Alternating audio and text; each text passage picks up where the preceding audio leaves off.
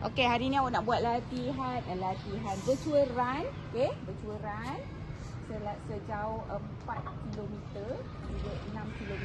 Okey, kita boleh buat dalam masa 2 jarak larian, 2 kali larian. So hari ni kita akan lengkapkan 2 km dahulu. Nanti kita kumulatifkan lagi 4 km bagi cukup. Boleh?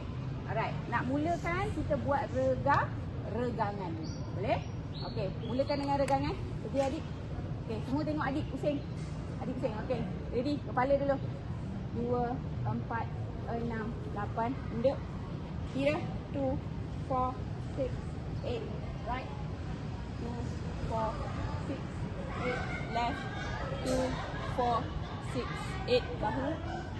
2, 4, 6, 8. Belakang. 2, 4, 6, 8. Okey, tolak tangan depan.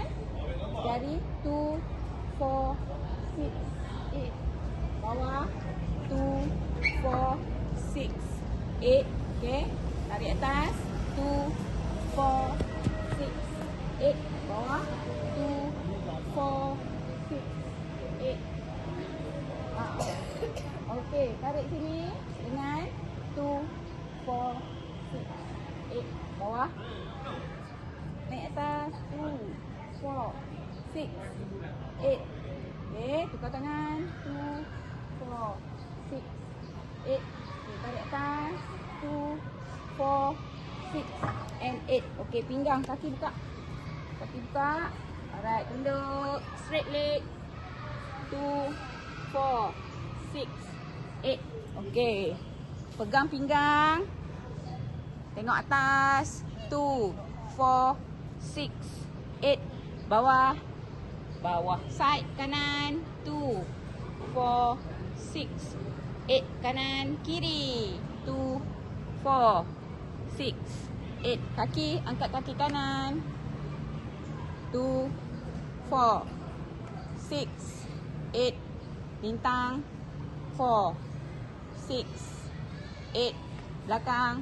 2, 4, 6, 8. Alright, tukar kaki. Kiri.